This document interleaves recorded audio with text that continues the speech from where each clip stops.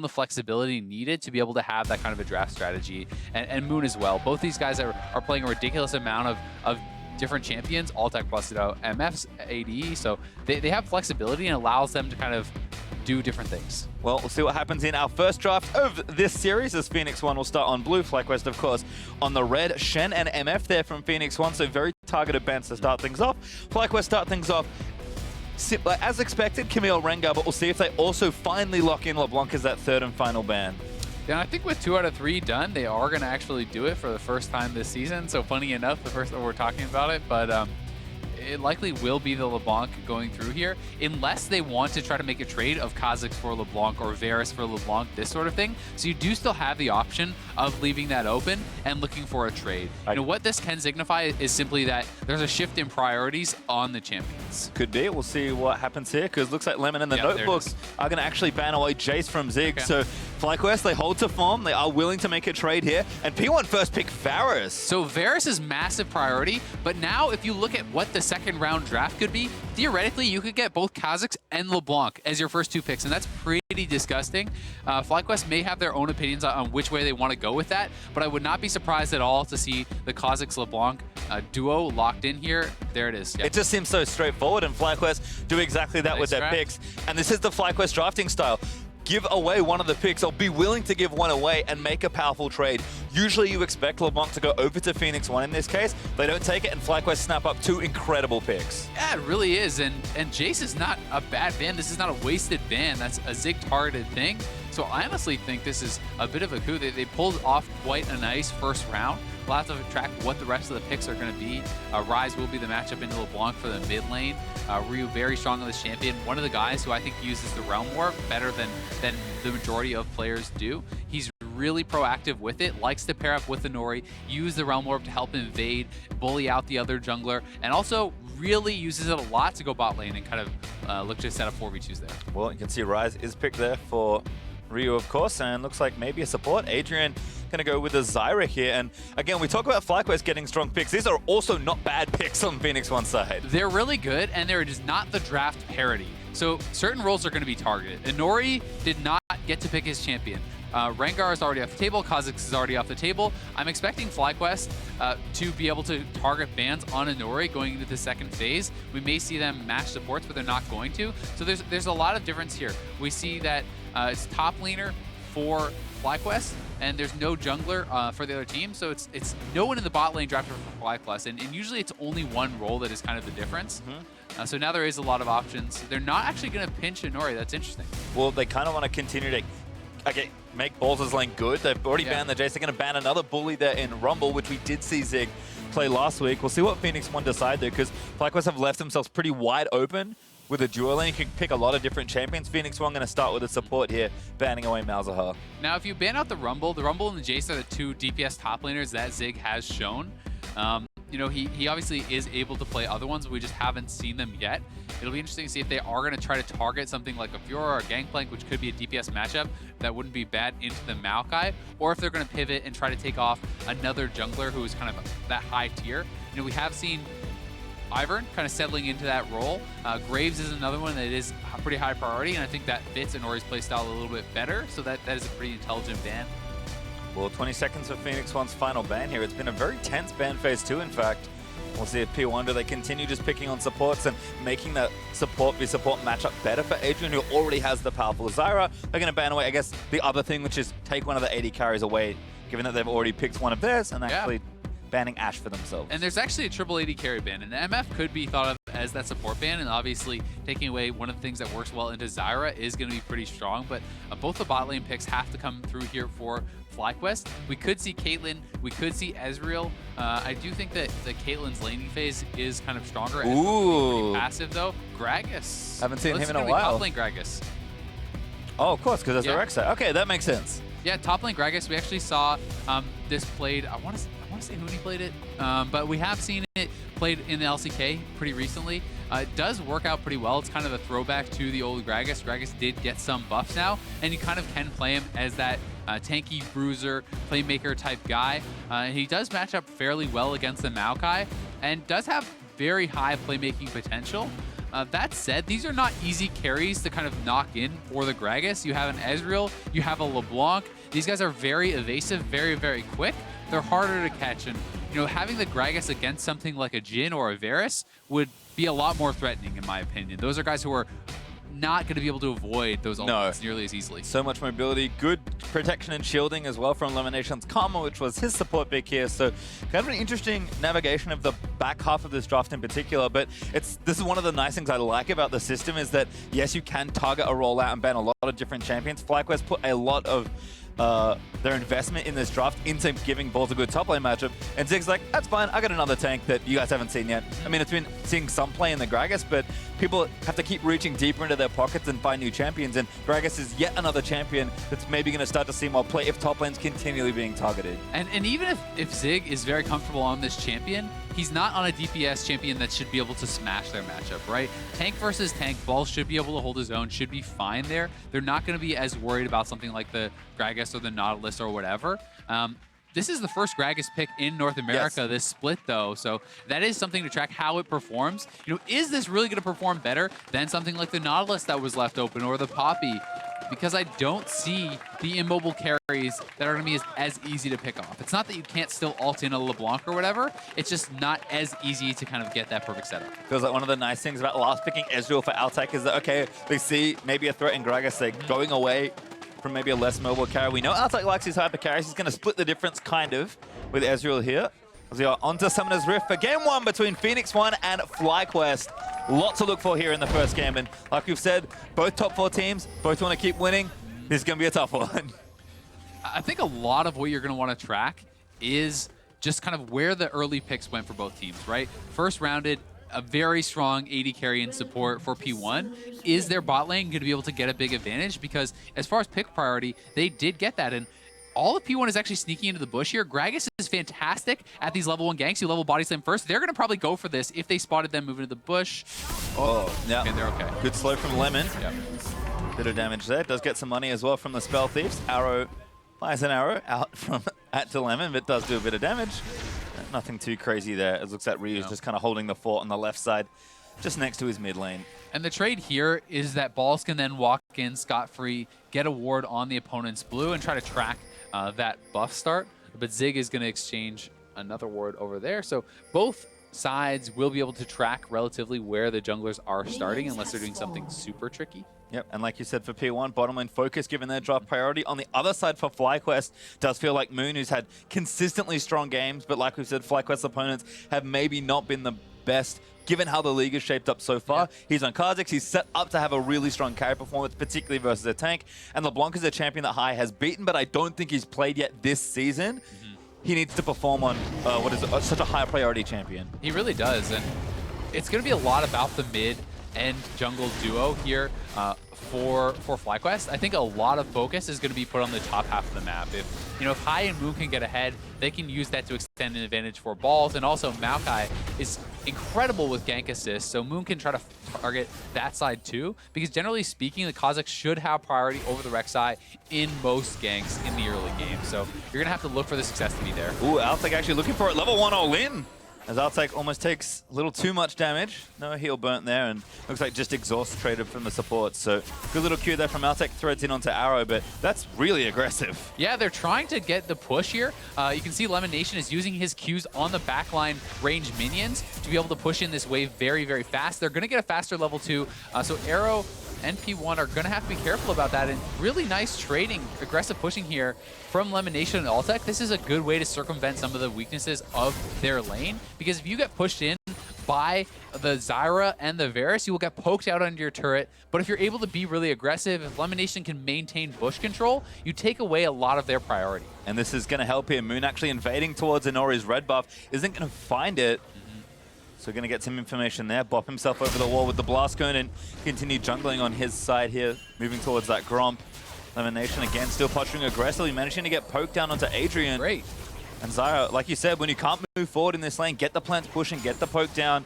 It does get tricky despite how strong the duo lane is here from P1. This is just excellent play from FlyQuest, kind of circumventing some of the weaknesses of their lane through their strategy, through the manipulation of the waves. They're pushing in their opponents, and you can see Adrian is kind of somewhat healthy now, but he has no potions remaining. So, that does lie to you a little bit. And if he takes much more poke whatsoever, he's going to have to base or risk getting all in. He doesn't have that exhaust. And I kind of like that overall explanation of FlyQuest are a team that likes to circumvent weaknesses with just smart play. That's kind of their big picture, and it's nice to see it reflected here in the small things in bottom lane. It's been really fun to hear about Lemon Nation and his resurgence in the league, and as a player, you hear a lot about him coming up with unique picks and having a lot of fun with the game, just thinking about cool strategies and ways to win the game and ways to get advantages, and that's always been kind of one of his passions. The whole birth of Lemon's notebook, right, is that he loved to find unique ways to play the game, things that other people weren't doing that would give his team a small edge. And he's always been such a smart player, and I think this is just another example of that. I think so. As top lane, Ball's actually getting a bit of a solo lead here, which looks nice. Moon is on that side of the map right now. Balls are just busy pushing this lane in, though. Looks like Moon's going to go back to jungling. High's actually recalling. Also has a big CS lead. Going to go get his first items as well. So this is a little bit subtle, but Zig is actually trying to contest the wave so heavily there so that it wouldn't hard bounce and push back to his opponent, opening up for that gank opportunity. That's why he was trying to hold the wave and gave up a lot of his health to do it. Unfortunately for him, he will end up having that wave bounce regardless and is going to have to base. So, the wave is going to shove towards his opponent, and that is when Moon could come top lane and look for an early gank. Looks like Moon's going back for now, but Ball did teleport back to lane. Zig, second Doran's control wards and potions and a non-magic mantle, so also will TP himself into the lane. But like you said, look for Moon to maybe go for a visit. He's got the Warhammer built up now, so plenty of damage, and Maokai's got great gank assist as well. Yeah, he certainly does. And because the minions are closer to Zig's side, they will bunch up faster, they will kill off those range minions, and that's kind of an easy way to track. Zig, as far as itemization goes, when you're playing against the Maokai, you can very easily just build into an early Spirit Visage. It works incredibly well against the Maokai, obviously, because you do have the magic resist, but also because of Gragas' passive, where every time he casts a spell, he gets healed. And that was actually recently buffed, how much it does get healed. So once you hit that Spirit Visage, if the Maokai isn't massively ahead, you can essentially ignore him. Yeah, it seems like things are starting to even out a bit as well. Instead, Ball shoves the wave in and gets a ward down for some extra information around P1's Blue Gromp intersection. High level 6, looking for Ryu. Damage is there, but Ryu's firing back. Adrian's here, though, looking for that roam, but High distorts back to safety. Has that mobility on the LeBlanc and is really taking the initiative here up a fair bit of CS, and Balls has made the roam. This one does not look like it's going to pay off, but I think it's a smart roam from Balls. Since he knows the wave is shoving to him, he's not going to lose much as long as he gets back to his turret before anything happens. Lemon's here as well. Adrian is so squishy at level 3 High. He wants to do a move, but he gets knocked up. Ryu still doing damage, but Inori goes down. First spot to High. He does die to Ryu, but that's another kill for FlyQuest. Ryu onto Moon now as Lemon. And Altek's now going to collapse. Ryu forced to flash away, but Altek follows, wants to keep going. W is there, needs a last little Q. Auto is in, and Moon wants it, he leaps in for the kill. Nice play from FlyQuest. Good collapse there. They have the jungle priority. They know their lanes are in a good position to make that roam, and they're able to fully commit to the fight because of it. It was super close to High actually going down to give up first blood to the other team, but he does pick it up and will start that snowball on the LeBlanc. Yeah, 1,500 gold up for FlyQuest already as we'll watch this exchange again. Yeah, and you can track where the members are. So High is going to be first to get here. Ezreal's already moving. He can come as well. So they know they can fully commit to this fight. And look how close that was. The level up there does save him. And Moon able to pick up another kill. And then Ryu is so isolated. It's not much he can really do to fight back. And all of FlyQuest flashing in, committing to getting this. And Altek tanks up the turret, is going to use that heal, allowing Moon to go in and pick up yet another kill. Really smart stuff from FlyQuest. They'll find themselves an early lead. 3-1 up in kills now. They've got a nice little boost of gold in their pockets. High back in onto Ryu. Chain's going to land. He's going to try and combo it in. Ryu stands his ground, but he got chained again. That's going to be a kill. High gets a solo kill. Beautiful stuff from High, and the ball is going to start rolling.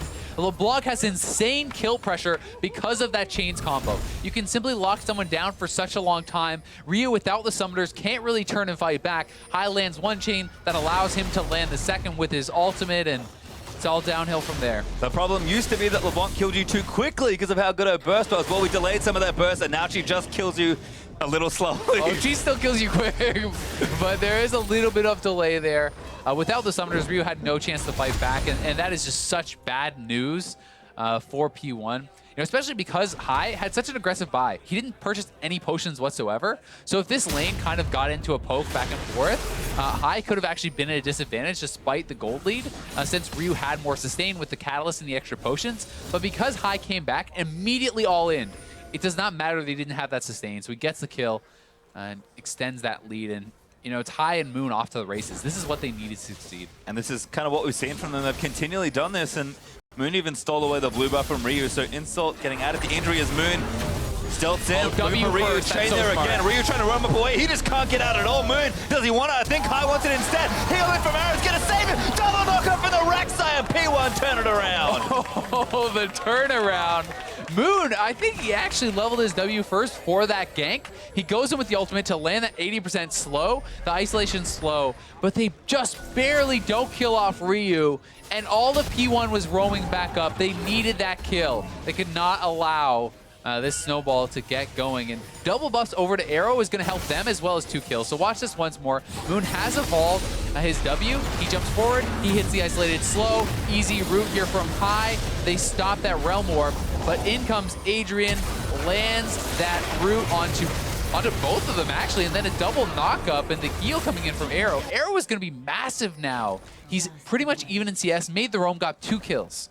Really strong stuff there. You can see Arrow's Varus record. Awfully good. He's been, I think, the best Varus in the league. 7-1 and 7.1. That's nice. See if you can get that K to get even higher as Hai going to use that ulti, and P1's not particularly scared. I can kind of still see the real Hai in mid lane. He'll collapse this tunnel and maybe look to get on the offensive.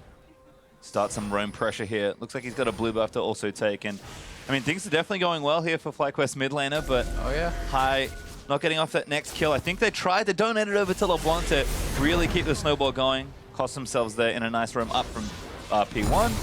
And now we'll see if Hai can continue to push the lane, apply pressure, and do what he does best. Leave the lane and affect solo lanes with some roams. And you also have to remember that the W first is going to change things as far as the strength for Moon quite a bit. His dueling power should actually be quite a bit lower because you do not have the reset on your Q, but LeBlanc making the roam up here. If Zig can't get out. He's got flash. Hai's going to try and chain him up. Gets in, lands the first chain. Hai not going to go in for it, just a bit of poke back. A smart ulti out there, the disengage for Zig, knocking the Maokai away so he can body slam out. He didn't want to get body blocked on that. But yeah, Moon won't have the evolved claws, so his 1v1 isolated power is lower. His poke power, his wave clear, that is obviously higher. And it does allow you an easy way to participate in the team fights, just kind of spamming out that W and looking for poke from the side. But it's a different strength, and the question also comes, what do you level up second then? Do you go for the leap for the resets, or are you going to get that Q second? And likely it will be the Q. Which is going to mean it's a long time until he can even possibly have the resets. And that's one of the nice things. Kha'Zix's very versatile champion, but you do make trade-offs depending on what order you want to evolve things in. Meanwhile, Ryu does have himself a blue buff. Now 2 mana items ticking up, so he'll feel good about that. And again, everything just kind of settling down a bit more. FlyQuest still ahead, but they were up, approaching 2,000 gold. Now it's flat under 1,000. Yeah, the gold lead's not a big deal right now, especially because a lot of the gold is in the pocket of Arrow, right? And that was kind of the key pick for P1. That was their first pick, and it's on a guy who a lot of people are calling the best AD carry in the league. We've seen how much Varus can take over games with that poke. When you get a good start and you hit the early lethality, it's pretty disgusting. And Arrow, knowing that he had a nice little surge of gold, goes straight for the Ghost Blade, circumventing that tier. He's just going to pick up the tier later, very likely. This way, he will have much more combat power right now and look to kind of dominate the lane and extend his lead. Well, you can see, again, Ryu just pushing up, trying to stay safe. Does have Summoners back and ready, so should feel a little bit better about a potential visit. And Nori, though, actually trying to sneak away this Ocean Drake. Looks like P1 have pretty good coverage of the river in general, so I don't think FlyQuest can really make it. Yeah. Lanes are pushed in, teleports are up, but no one wants to use them, and Nori should be able to take this safely. Ryu going to join in for a bit of extra DPS, but really nice take there from P1, kind of wrestling control back in the game. Yeah, and a lot of the credit goes to the bot lane for that. I mean, if you look over at the bot lanes, you can see Altec and Lemonation have been under turret for quite some time. That means Lemonation can't get out to ward. Very easy for Adrian to get some wards in the jungle. Pink wards down. They know they have full vision control because Lemonation hasn't been able to get out. Good sidestep there from Ryu. Hai going in again, but Moon is there. Damage traded onto Hai, though. Hai did not land the initial CC. And Rise was always good in a straight-up fight. Balls and Zig going at it once again. Under turret, though. Ulti not there for Zig. That travel time Very different for Grace players. It really is, and if you're not experienced with the Gragas, you're not very comfortable with the ultimate, it's one of those spells that can not only not help you, it can actually hurt you. There, I do think, had he timed that a little bit better, he actually hit the body slam on Maokai, could have knocked him into the turret. It's warping time. Who do they want? They got elimination. He's absolutely dead. Just a CC chain. There's Adrian actually dead from Outtech, who sniped him on the other side. Moon is here, but the turret's going to fall. P1 getting that first boost of gold. And it's 3 kills on their AD carry. He's up 1,000 gold essentially now on his opponent with that first turret gold, plus all of these kills injected into him. He's going to be so strong. A lot of it is going to be on the assassins of FlyQuest to shut this guy down when we get to the mid-game stages and the team fight stages. Yeah, we haven't quite seen everyone group up just yet. There's been a lot of action on the bottom half of the map, but as we're back in top lane, it's been pretty quiet. Balls has been consistently pushing in, but we'll watch this one again. Arrow just nails this ulti. Yeah, and we talked about Ryu, how good he is with these Realm Orbs, pairing up with the Nori, goes straight to the bot lane, and Adrian had turret aggro there.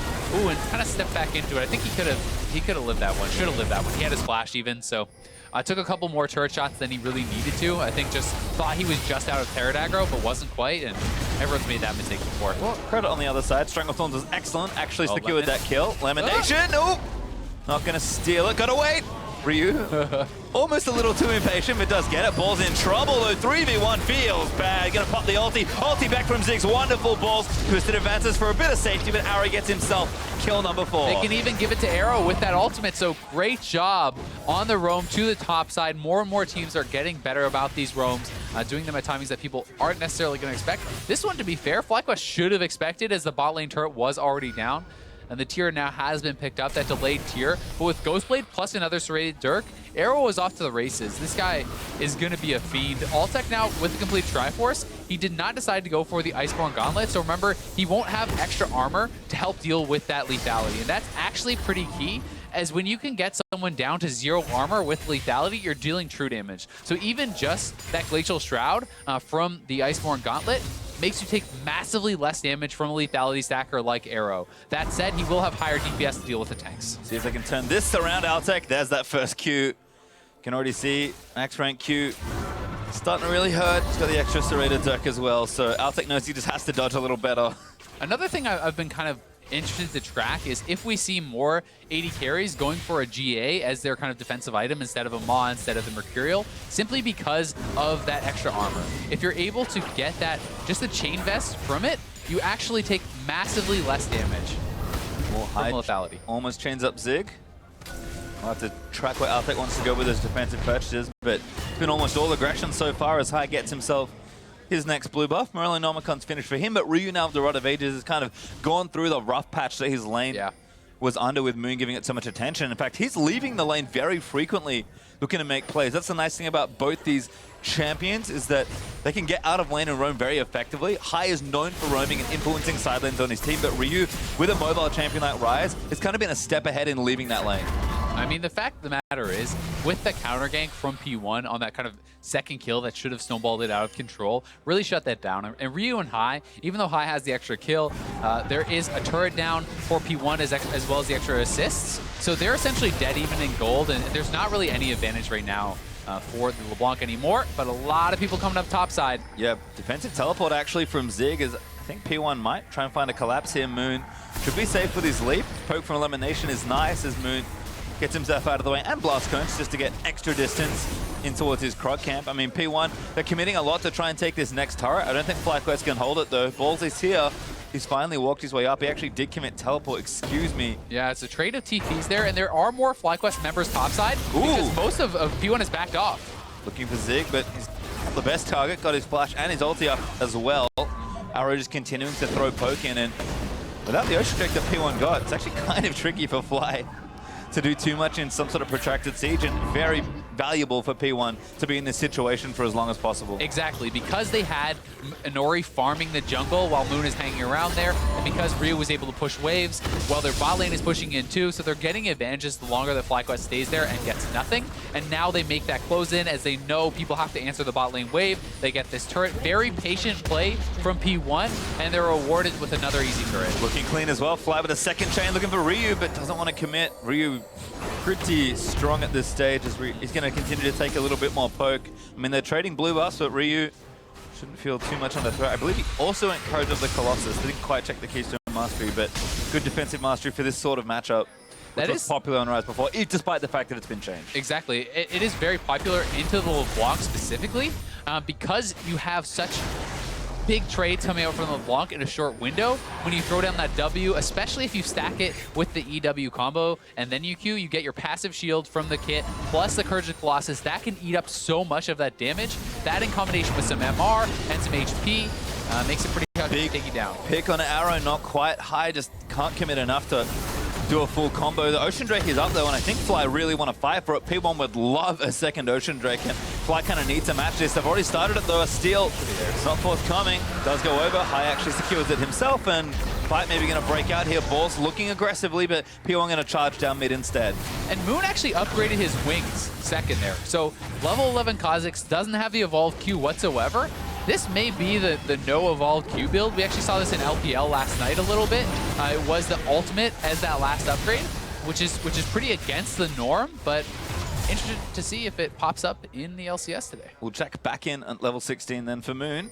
As P1 up in gold, almost 2,000. It was when they took the top title initially. Drake's being traded as nice, so there's some parity there. But FlyQuest, who are a team that are known for, you know, falling a little bit behind in lane. That didn't really happen. They're actually ahead for a lot of the early stages this time around, but certainly make it up in the mid game, just no matter where the game is. The fact that they're down 2 turrets to 0 means that all of that map play that they're known for, all that teamwork and skirmishing, going to be much harder to pull off because the map is so much more closed for them. Whereas P1, plenty of space to move around, starting to hit some strong item timings, and we're going to have to hit on it again because Arrow now with Edge of Night completed. Yeah. He's just getting stronger by the minute. And it's not only the massive amount of damage that item puts out, it makes it so much harder for a champion like LeBlanc to actually stop this guy. Because what you can do, and this is my kind of problem with Edge of Night as an item, is you pop Edge of Night and you come up to clear the wave. As soon as you clear the wave, your Edge of Night is still up. You back off and you can essentially hide behind your turret until the next wave comes in, and then Edge of Night is actually off cooldown again. So you can always have a spell shield ready when you have to play aggressively, and that shuts down someone like LeBlanc so much who is combo based. You must land one spell to start the kind of timer on that combo, then you have to have the second one to trigger. That's how you do your big damage. But if Edge of Night is in there, it's so tough, and High is going to have to play well around that. Need every spell you can, as High and Ryu still kind of duking it out here 1v1. High has been sitting in the brush for a little while, was hoping for a surprise onto Ryu, but instead waiting for his teammates. Rest of P1 though also in the area, so big fight could break out here. High again with a flank on a Ryu. Elimination coming down. Ryu chained up again. Moonship in there, and that's going to be an easy kill. Good patience from High and a nice roam down from the rest of the team. You may not be able to win that straight up 1v1 at this point, but with the lockdown and the team coming in, Ryu didn't even bother blowing Summoners. He knew he was a goner. I think that's the right choice. A good play, though, from FlyQuest. We'll see how much more they can get. They really want to start picking up some of this turret gold, but with Varus there to clear the waves, it's pretty tough. I mean, as far as the gold league goes, it really just is the turret gold. As Zig and Balls are fighting it out. Anori's going to make it an unfair fight, though, as Balls gets spread smited. Going to try and hold his ground, but teammates aren't coming for a long time. Knocks them back. Zig gets his knockback, though. Good flash from Balls. Could get him to safety, and Altek's here to make sure he's okay. Maokai turns out pretty tanky. Gets out of there. Will be a trade of flashes even, not even just a flash advantage. So Inori's flash is down, and he is one of the primary engagers there for P1 if they do want to fight, but obviously Zig still going to have his available and can be looking for something. For now, it seems like they're very happy to just have the 1-3-1, put up Arrow in the mid lane, feed him that farm and experience, allow Ryu to go into the side lanes, where it doesn't feel like High is at a point that he could actually match Ryu in a straight up 1v1. Actually, 4-man pressure here from P1. Could see this turret going down. FlyQuest not in position. High's going to lock up Inori, but he's the tankiest member of the team. Mid turret's going to fall on 3 turrets to 0. 22.5 minutes in. P1 up to a great early lead. They really are. And, you know, FlyQuest is okay to give up some of these turrets and stuff. They're not massively behind, but you do have to choose a moment to make a stand, right? You cannot continue to bleed objectives, and they are up a kill still. But Arrow is getting stronger and stronger as more and more gold has been funneled into him. So they do have to make sure to actually pick their moments. I don't think FlyQuest is the kind of team that would ever roll over and die. No. They definitely are very proactive. We're just going to have to track when exactly they decide to make their move. And I think we have just enough time to kind of explore this a bit more, because it's actually one of my favorite things that developed in League, maybe in the last year or two. everyone says you have this standing gold on the map, right? These turrets that you can try and take in. That's gold that at some point you expect to get because you should be able to take those turrets. And if you kind of look at the gold lead right now, those turrets are really that different. Yep. The problem is expecting to get the gold is not the same as getting the gold. So this situation's fine right now, but if this is still 0 turrets of FlyQuest in 10 minutes time, all of a sudden things look a lot worse. Exactly. You have to be able to win the fight or get the lane advantages or do something that allows you to then pick up the rest of that gold.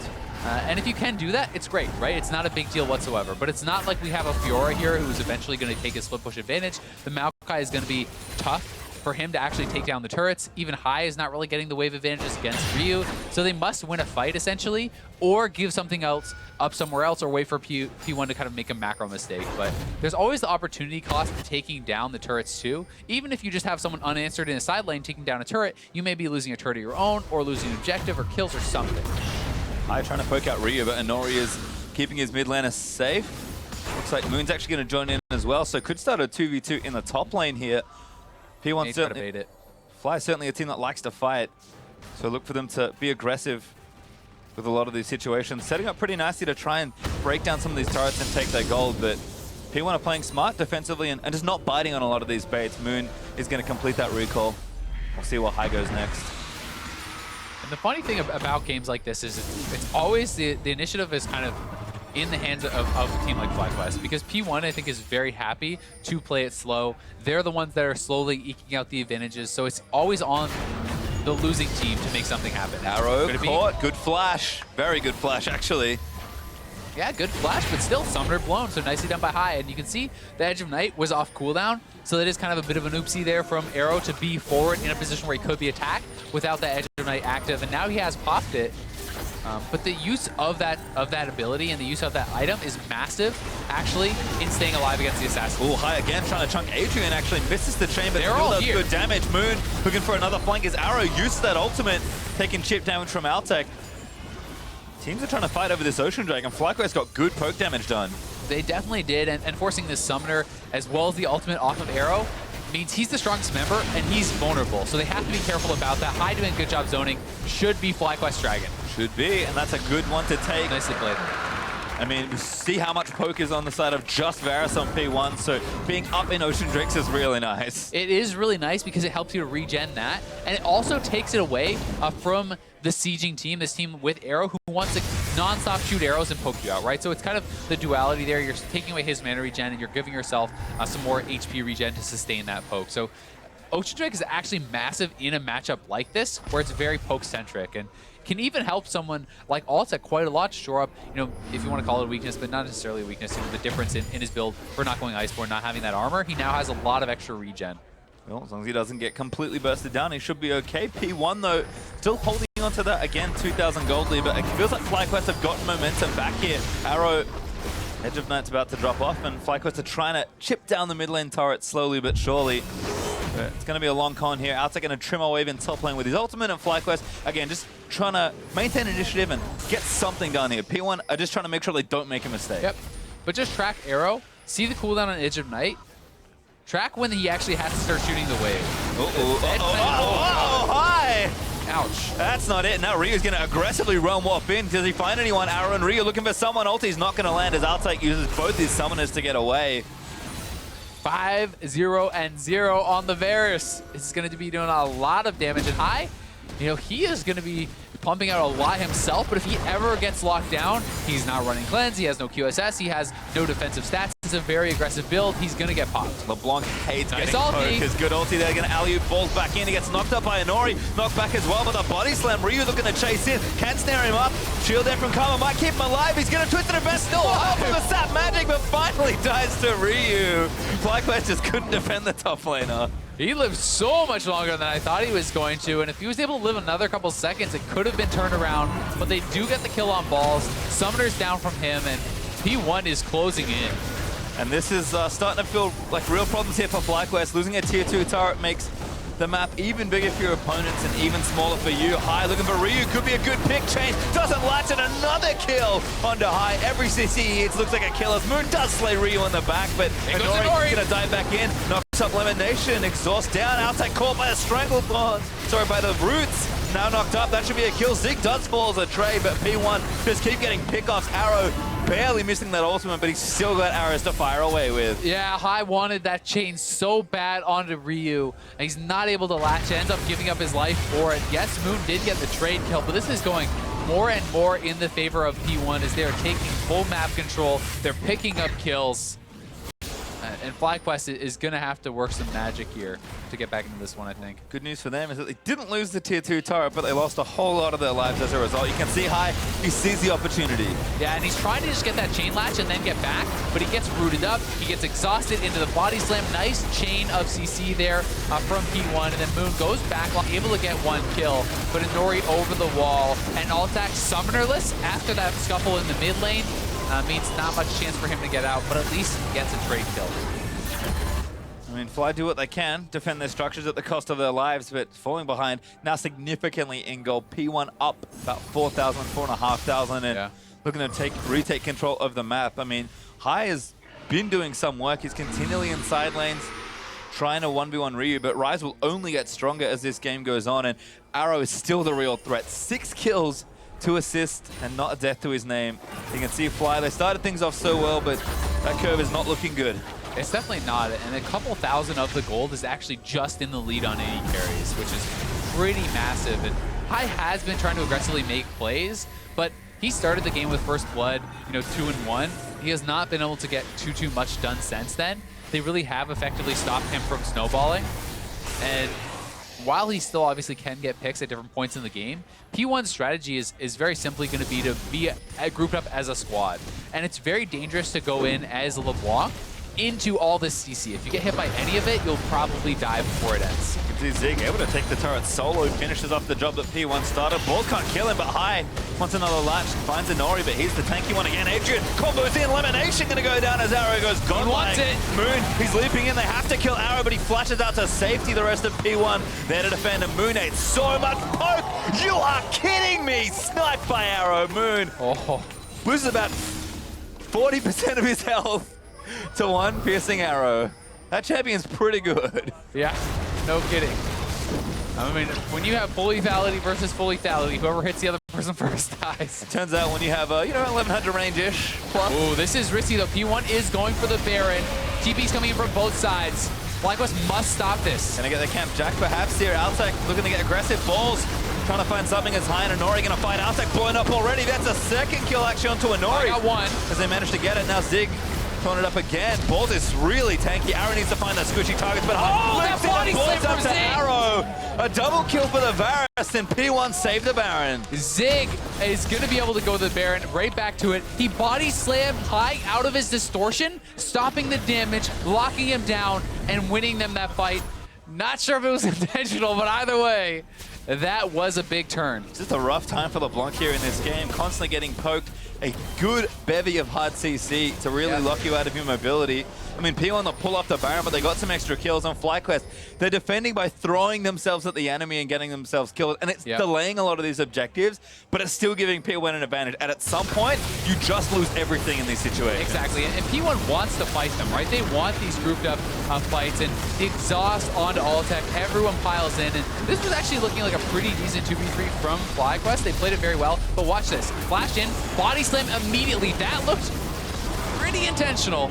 He does knock him right out of the distortion, stopping the damage, locking him down, and that wins them the fight very hard. Well, another Drake is up, and this time it's the Infernal Drake. P1 would love to add that to their collection, as if Arrow wasn't doing enough already with 3 completed damage items and halves of 2 more. Arrow is approaching Fieldbook quickly. That's a good lockup. Ryu gets the next kill. Redemption down for a bit of extra. Altec caught by a strangling roots. Has to flash away, but the Realm Morb's going to follow in. Ryu wants to go for a Seek Flash. Body Slam finds Altec. Balls get collected as well. He's also snared up by Rise. Adrian's going to fall the High on the other side, but Ball is going to be turret type. Ryu, his 5th kill of the game. P1 are just starting to slaughter FlyQuest. They really are. 3-for-1 trade. They're shoving down mid lane. Not much hope of Moon and Hai stopping this from being an inhibitor. They're trying to clear out the waves, but Zig can even just tank up the turret, and this is going to go down very quickly. Yeah, Hai to the side lane. He knows that turret is gone, and the inhibitor is gone as well. Inhib is going to fall, and they might even get the Drake on the back end of the play.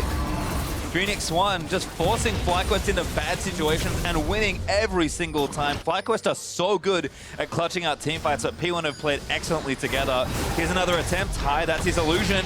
Looks for another, he finds Zeke. Does not want to go back in on that guy. Looks for another chain, doesn't quite land it. And P1 again, sticking together, making sure nothing bad happens on the exit, and they're going to run back towards the Infernal Drake here. Might as well take it. What are FlyQuest going to do? Fight you? Yeah, there's just not much they can do in these big fights, and now they're going to try to make a risky call, rush to the Baron, see if they can get this down. There's no vision on it. Will P1 respect the chances that they're pinging over to it, but they are moving a little bit slow. There's not a lot of DPS, unfortunately, as Altec wasn't here yet. It looks like they should be able to arrive in time. Unevolved Q feels bad as well, perhaps. They're just going to go for it. Yeah, they have to try and go for the 50-50. It's a little lopsided. Elimination almost down. Baron does go to FlyQuest, but can they get out? Altec in trouble. Sniped again by Arrow as Zig is looking for stragglers. High, going to pop the empowered recall. Zig, can he catch one?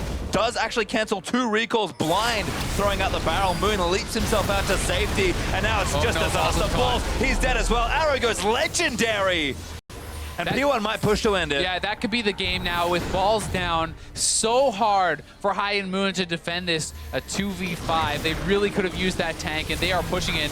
Nice job by Moon. He's actually cutting the wave, pulling it away, so they have no minions there. The damage reduction is on the turret. That delayed a lot, and that may give enough time for people to respawn. Elimination's almost up. I also making the play. Nori tanking a little bit. No, it's actually the minions that are slamming now. First one falls down. Redemption in. Last stand perhaps is there's a shutdown. They find Arrow. Moon, though, gets exhausted and chased down under his own turret. Should fall here and does. Nori collects that one. The GA's popped for Zig as well, though. FlyQuest has actually held down. They may get another kill here. That was so well done by Moon. A lot of credit deserves to be given to him there. That minion cut, the wave cut there, saved their game.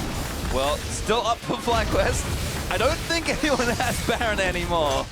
But P1, they have to back out. They cannot end the game from that particular push. So alive for now, but it's looking bad. Oh yeah, it is looking bad, but that definitely could have been game, so they do hang on, and they give themselves a chance, right? The shutdown gold finally given over to Moon, so Moon gonna have that injection of gold, and Arrow finally does die in one of these fights. But look at this. So pulling the minions away means that there is the backdoor protection on the turret. Has massively more armor and MR. They also are taking a lot of damage, trying to tank that up and still get down. This gives High the chance to get in there and get some damage done. And then Moon, as elimination respawns, knows he can look for Arrow, who's already chunked low, flashes, jumps in on him, takes him out. Nice job there by Moon. And they end up even trading the kills here as they do pick up Zig too. Well, just had a quick check. He does have the evolved Q. Didn't go for the R that we did see from SOFM out in the LPL. Not sure if he had it in the Baron fight. That might have explained some of the DPS, but couldn't check. Couldn't quite see if he was level 16 or not. Regardless, Moon still doing good damage on the Kha'Zix. Does get a nice snipe and shut down Arrow, who was 12 kills without a death until that point. 12, 1, and 8 out of 21 kills. Not a bad game. Still good, as it turns out. Seems good. Seems very good. As P1 looking for another siege here. Arrow is, full build. Probably been so for a couple minutes, and that's the problem. Yeah, that is a problem. And just look at the 80 carries, compare the two. Almost 5,000 gold ahead for Arrow. You know, there is not even 2 full items. It's more than 2 full items ahead.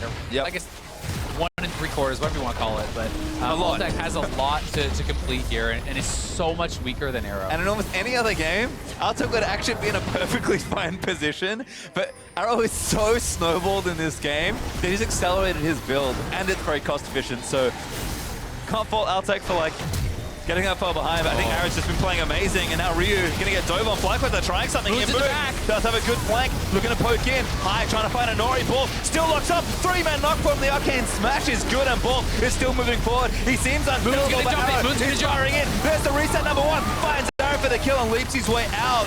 Doesn't have evolved wings, but Ball's revives. This isn't gonna stop. Beats the cancer. Oh, they get out. Adrian still alive. High can chase forever. He keeps distorting forward. They're gonna keep looking for it. Good Sonya's Adrian had to go for that item. Altec blows him up, and High does get himself back. They're to get everyone. Zig down as well. FlyQuest 3 kills, saving themselves the game. Wow, what a fight from FlyQuest. That was just beautiful. As balls, no one could deal with them. Yes, you have this incredible poke build from Arrow, but they did not have the damage to actually take down balls. Moon so patient on the side. FlyQuest, that was an amazing fight. And that's the thing. They seem to slick such a clutch team time and time again. They're able to find situations that look very unwinnable and find the one way to win it. And here it is. And High wanted to flash and get a chains. He realized, whoops, a little bit out of range there. Goes back, but the fight has already started well. And Moon on the side here, slowing down his opponents, poking them out, not overcommitting, waits until Arrow and Adrian are low, and then sees his opportunity right here as Balls goes back in, jumps in, gets the kill, gets out. The GA pop there from Balls, but he can just keep going. High at this point has enough CDR, has enough damage that he can continuously distort forward, continuously look for this damage. They're able to pick up another kill, and honestly, Ryu and Zig should have just left their support at that point. There's no reason to go back for that as Zig. No chance that a summonerless support is going to get out coming out of the zoneless. Yeah, I mean, Adrian did delay it a bit there, which was nice, and tricked me with that defensive item. But FlyQuest technically up in the Baron power play, almost 2,500 gold. I also really like the haul. High actually picked up a Banshee's Veil here, right? So you don't need to go pure damage. He knows if he goes in and gets CC'd once, that can just mean he dies. So the Banshee's Veil is ridiculously effective for that, and is even just going to help him out as far as dueling and poke and things like that. So I think it's a very smart buy. He can still do effective damage, but he needs to be able to stay alive, and I think it's super intelligent. Well, FlyQuest have the mid inhibitor back up here. Elder Dragon spawning for the first time in the game in about 5 seconds. Baron up in a minute 20, and Moon has been sitting there for a long time. Trying to get a flank around on the P1. Arrow going to keep firing away, but Balls is the one man he doesn't want to hit. They're going to be going towards the Elder Dragon. Maybe. This is a really important fight here. This could decide the game. If FlyQuest loses a fight badly, the game just ends.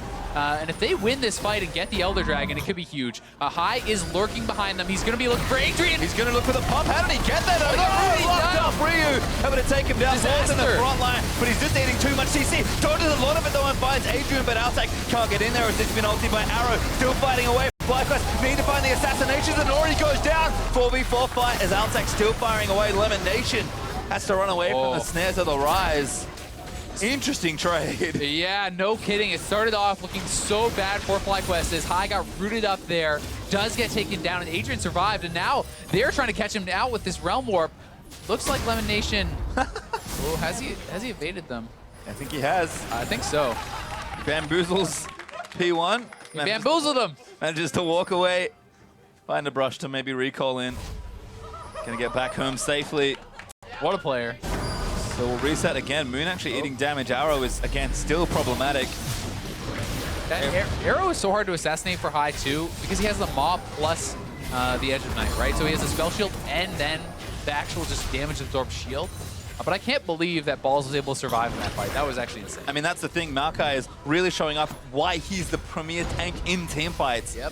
If he can lock down the carries, tie up Arrow, and let maybe Moon or High get in and assassinate him eventually, that's how FlyQuest are starting to turn these fights around. Exactly, and unless Zig can actually get a really effective Gragas ultimate, either separate the team or knock in the carry and get an instant kill like that, Gragas just isn't as strong as the Maokai in the straight-up fight, right? A lot of his power is into kind of the playmaking ability, the separation and things like this, and more and more time is passing, so Altec is catching up.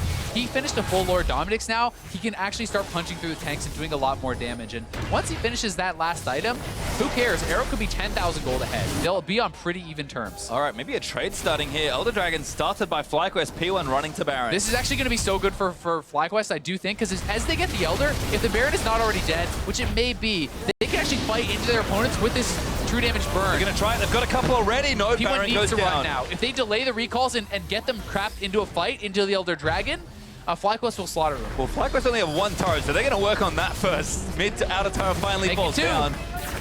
Baron buff's going to make the push a little more problematic. But FlyQuest opening up a bit more space. Still down, but it's starting to matter less and less. So 42 minutes into a game that looked like 10 minutes ago was already over in favor of P1. But FlyQuest, that one hold that you mentioned where Moon pulled a creep wave and some really strong team fights are turning this one slowly back around. And we're getting to a point where FlyQuest, who looked completely out of this game, are maybe one fight away from actually winning it. Yeah, and 80K is kind of the benchmark, generally speaking, that you say gold leads do not really matter anymore. Once you're both around that mark, you pretty much have all the items you would want. And it gets a lot harder to really do much with that. And you can see, there's 2,500 extra gold sitting on Arrow that he can't spend right now unless he wants to sell boots or change up his build. So you can take another 2.5k out of that gold lead, and that doesn't really matter either. FlyQuest is right in there. Obviously, there's still a very powerful team from P1. And one of the things to track here is that P1 is going to want to wait out the Elder Dragon, and then with the last moments of their Baron buff, the minute or so extra that it lasts, they will try to get as much possibly done as they can, because they don't want to fight into the Elder Dragon. It's a shorter buff, but it's more powerful. You can see FlyQuest just trying to set something up, hoping someone missed positions, but P1 continuing to stick together, just play the waves and be defensive when appropriate. High is trimming sideways, in the top lane. Does get that pushing away, and again, just trying to buy more time for his team. Yep. Mid and Hip is still exposed, so P1 have an obvious point of attack. And also bottom lane looks to be pushing out for them as well pretty heavily, as High is actually going down to address that wave of minions as well. And not too much left on that Elder Dragon now. It's getting down to kind of the last 10-20% of this buff. It's going to expire on the next wave or two, and that is why P1 is in position. They want to be up here and ready to go. As soon as that expires, that's when they will start to push forward pretty aggressively. But they still have to be careful that they don't get hard engaged on with the last couple seconds of that buff. And Moon with the Duskblade has actually been looking for a flank at every possible moment. He knows if he can get onto a squishy target at an opportune time, that could turn the fight around. So I love watching the Kha'Zix players intelligently find spaces in team fights, although Arrow sniffs him out and shoots him for about 35% of his health. And so much of Kha'Zix in the late game is patience and finding the right opportunity. If you jump in, you can be a hero or a zero very easily. And High is lurking once again here. Moon has healed up and returned. They can look for a fight, but this is risky. Speaking of heroes, High made so many plays in his time. Can he make another one? P1 can't see him, but they might wonder where he is. He's actually found Ryu. Chain's gonna land. Nice damage. Moon gonna get his shield poked off by the Prey Seeker. Zig also took damage at the start of that fight. And FlyQuest will be happy to just make them back off and have that Baron buff expire. But look at that poke onto Altec. He is almost out of the fight entirely. This should signify P1 moving in and getting an inhibitor. And the Fly pick their moment to fight now. No, they don't. Baron buff's still there. Not really worth defending the inhibitor at this stage. They can't lose any more. Balls taking some damage, but P1 know that they can't overstay their welcome. Top wave's causing problems. Moon looks for another flank, but isn't going to find it. And we'll reset the map once again. This game is getting real tense. I think it was intelligently played by both sides. P1 utilizes their window where the Baron buff kind of lasted longer than the Elder Dragon to get themselves an inhibitor. And for FlyQuest, there was no reason to fight over that. One inhibitor down at 45 minutes does not really change the fate of the game whatsoever, but Altec fighting at 40% HP would have changed how the game goes, right? If your AD carry dies there, it can be the end of it, and he's also going to be getting pretty close to finishing up that last item. He's 2,500 gold in his pocket. Once he has that Mercurial, he's going to be quite a bit stronger. There it is, 6-item build. So it doesn't matter now that Arrow has been 6 items for, what, 15 minutes longer? They're on even terms. You can see, again, support organizations built up as well. Adrian, good damage, but huge amount of healing. Is actually a death cap for High. That's a big boost too. He's now full build. Yeah, exactly. And this version of LeBlanc can actually take down frontliners pretty well. You can control them with those chains, and you can actually do a fair bit of damage to them. So it's not something where you can only go for squishies. You can participate in team fights very well with your CC, distorting forward, rooting up the tanks, and holding them in place and dealing damage to them while, the Ezreal and the Maokai punch away on them. And Moon is always going to be lurking, looking for those flanks. Ooh, Trim doesn't quite catch the whole wave, gets a couple of caster creeps in the back. You can see again, teams are just kind of trading side lane pressure. Big wave bottom for Fly, but big wave top for P1. That's going to start mounting for them. So Fly, do the smart thing, shove down mid, get the supers as far back to the middle of the map as they can, and then just buy more time. That's all they really need. Baron's going to be up in now just 2 minutes. Elder Dragon's got 5-6 minutes maybe until it's going to spawn, as there is a much longer respawn time, of course. But P1 starting another assault, and the big issue for them has been they've had the poke, they've got the team comp, but they have not found a real opportunity to just break open the game and end it. Yeah. And FlyQuest have been holding on. Their tenacity must be applauded here. It certainly must.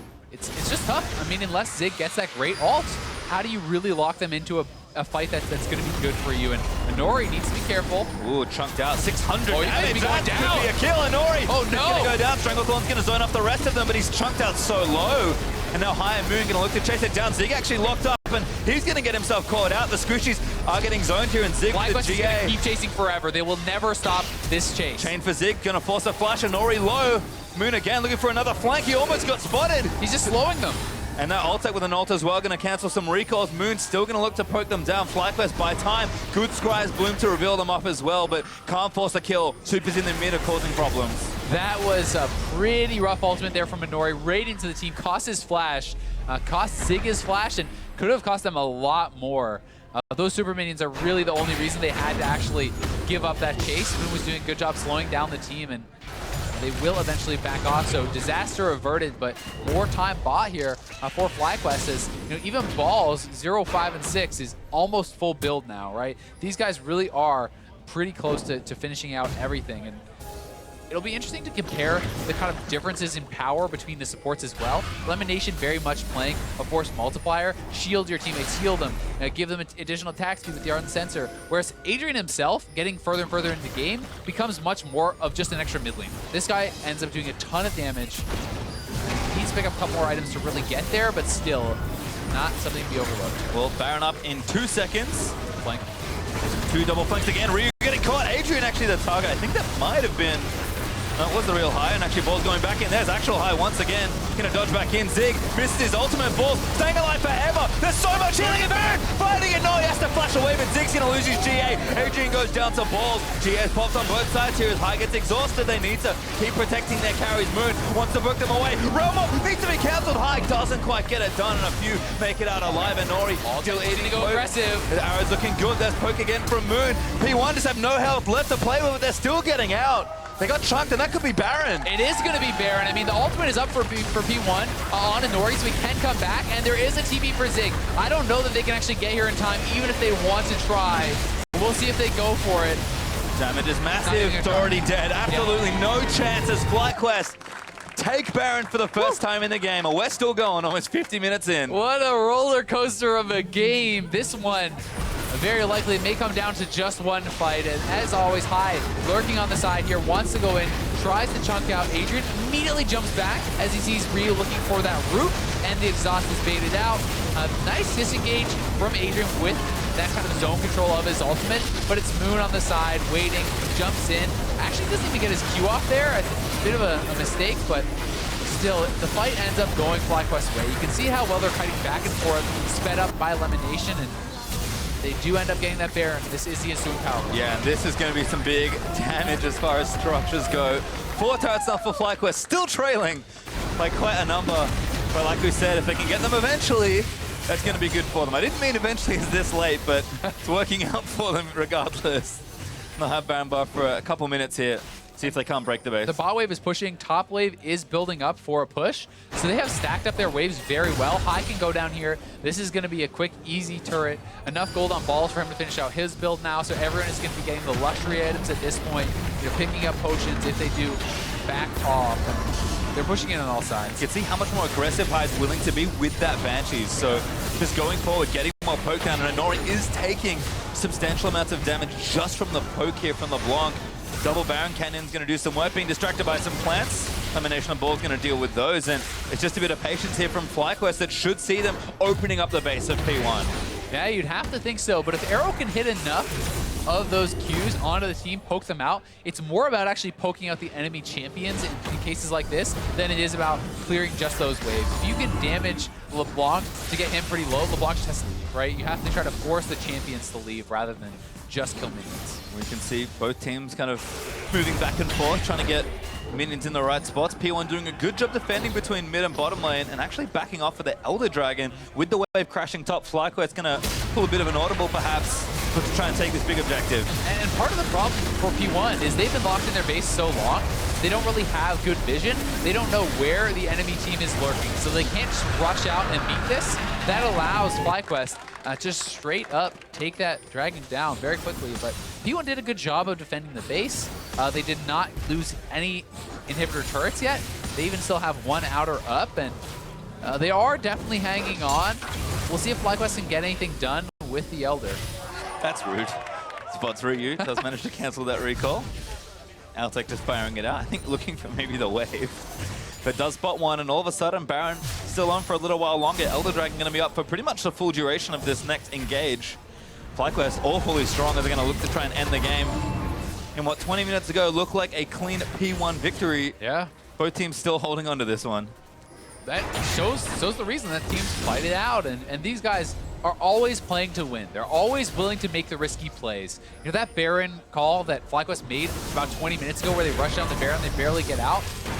If they die there, the game just ends. But they make the call, and they're still in it. Adrian forced to Zhonya's high. Got a very good amount of damage done. Turret's going down. They've finally broken the base open. And P1 are just running out of room to play with. And High's just still pushing in the bot side. I could be able to crack that pretty easily here, too. They are trying to land that poke from Arrow, but he has to be very careful because if Balls can get up on him, he does not really deal with the tanks. He needs to hit the squishies in the background. You can see poke from FlyQuest isn't bad either. Double Ocean Drakes with the Elder Dragon helping out. They'll break the inhibitor. They'll back themselves away. No need to overcommit here. Both teams can win a team fight very soundly if people are out of position, but FlyQuest have just built up such a substantial amount of gold with this Baron. They're actually ahead in gold now. Not that it really matters at this point in the game, but it just speaks to how much they've clawed their way back into this game. And they still have like a minute on the Elder Dragon, and that is what is kind of staying P1's hand a lot of the time here, is that they have to be very, very careful about the additional power there. Even just the amplification on that Ocean Dragon gives them ridiculous amounts of regen. I mean, look at the health flooding into Altec. That is disgusting. Yep. Didn't even need the lifesteal. Just hangs out, gets his health back. Ball's still firmly on the front line. Elder is about to end. So P1, do they even have the confidence to go for a fight? Because it feels like they just keep losing. Yep. High again, poking out whoever he can find. Looks for Inori there for a bit of damage. Inori shrugs it mostly off. FlyQuest, I think, realizing that maybe not everything's prepped as nicely as it could be. Top wave looks P1 favored, but tricky to see just from the minimap. And I think they know that they want to back off, not take a risky situation. They've got supers pushing in. I mean, this game is already 55 minutes long. No reason to not play it a little slow. You've certainly got the time. Yeah. The real thing is, pretty much at this stage, when you're 55 minutes in, especially with inhibitor turrets broken, but even if they're not, if you lose a bad fight anywhere on the map now, it actually doesn't matter. You will lose the game. The res timer has become so long, so if there's any one-sided fight, the game is just done. And that can make teams very hesitant to commit to it. They're always trying to wait for that perfect fight, right? It feels like you've put so much into the game, you've played so long. And it's within your grasp, but it's also very easy to see slip away. You can see the mountain that FlyQuest have gone over in almost a literal sense reflected in the gold grab. P1 built up such a big advantage, but FlyQuest walked all the way up and all the way back down, and now we're at parity. Baron will be back up in a minute 5, but that's starting to run out of relevance as well. Yeah. I honestly wouldn't mind seeing P1 give more of this farm over to Adrian, let him clear some of the side waves, because he actually still has a lot of room to grow. And as funny as that may sound, you know, if you get Adrian with a Void Staff and a Death Cap, this guy becomes so much stronger. Everyone else on the team has been full build for quite some time, so even just allowing him to pick up some easy side lane farm could be smart, but they're obviously worried about leaving him alone, not having him with the squad. And that is understandable too. Balls. Again, just posturing so aggressively. High gonna poke again. Banshees goes off. Moon in the back. They're gonna look for something. Inori getting chunked. Balls in the front line onto Zig. Maybe a little too deep. High's weaving in, trying to find something. Actually got caught up. High gonna get knocked back there, and now Zig's gonna combo in, but so much healing could keep them safe. Moon on the side, waiting for it as Zig forced to flash away. Balls is just so strong as High takes out Adrian. Moon just bought enough time, and P1 are down a member. And now another. Zig goes down as well. Balls getting the last snipe in the tank v tank battle. 5v3, Arrow gonna get chunked down. High tries to make the hero play. Moon secures it, and FlyQuest are gonna take this one down. 57 minutes in, and they'll move in for the kill. What a comeback. FlyQuest refused to go down, battle back, and they are going to be the ones taking game one. Insane amounts of grit and tenacity. FlyQuest take down the first Nexus. What a comeback to be up 1-0 versus Phoenix One. Doesn't even win them a series, it just starts it off for them. Never say die, Phase 3. They hung around for so long, and they were always looking to make the winning play. They were not just trying to play it slow. They're always looking for plays. They're playing it aggressively. And honestly, that was an insane game. A lot of credit has to go to Moon, 11, 3, and 8 on the Kazakhs. This guy, once again, you give him the priority pick, he shows up. A tough one for Arrow as he had an incredible game himself, especially in the early stages, was ridiculously far ahead. I have to say, though, it's kind of funny that we mentioned it with Balls, because we're like, hey, this guy maybe falls behind a little in the lane, but gets super tanky and is relevant at all points. He was very relevant in the late game. He surely wasn't. And I honestly kind of wonder for Arrow, would it not have been worth swapping over to an auto attack centric build that late in the game where you cannot ever really kill off the Maokai? You know, maybe he should have actually started swapping out items like the Ghostblade and moving into IE and more auto attack focused stuff. Well, in the super late game, it can be tough, but instead we'll let someone else take care of it. For a deeper dive into that game, let's check in with our analysts. Thank you very much, gentlemen. FlyQuest secures the victory in a very long game there, but they'll be happy to have picked that one up with how back and forth it was. Right, a lot of these like longer games, you're like, oh, it must have been really slow, not much happening. Tons of kills this game, very active even when there weren't kills going on, so a good long game to watch. Very much so, but let's go ahead and take a look at Champion Select here because FlyQuest continuing to intrigue us when it comes to Champion Select, this time opting not to ban that standard LeBlanc on red side and able to secure it, seeing as how P1 valued that Varus so highly. I think you see two very different styles coming out here. P1 wanting to play more around Arrow, probably their best player on their team. Similarly, you see FlyQuest targeting High and Moon, getting the advantage in the first draft phase where they get the Kazakhs and LeBlanc in their first rotation. So two very, very different, clear strategies, and it came out in the gameplay as well. Yeah, very much so. And then if we go into the game itself, we're looking at these teams actually play around those strategies, right? So often we see teams pick a win condition and then play to something else entirely. Both of these teams did a very good job of focusing in and honing in on how they're supposed to win the game. So from FlyQuest, we've got visitation to the mid lane from Moon, getting High ahead and allowing him to roam to the side lanes. On the flip side, or here it is right now. Right, this is the initial first blood basically where you see a 3-for-1 going in favor of the side of FlyQuest, and it's a great reaction out of Alltech. You see him already moving, whereas on the flip side, Arrow's still running down bot lane. So you can see that FlyQuest is just so on the same page with what they want to do. They're able to collapse in here, and they were going to get a couple kills in this fight anyways, but then Alltech shows up, and he's the last piece that they need to finish off this 3-for-1 dive. Arrow shows up too late. Maybe if he's there earlier, he can turn this the other way around. And then we see just how good FlyQuest is at pushing their advantages.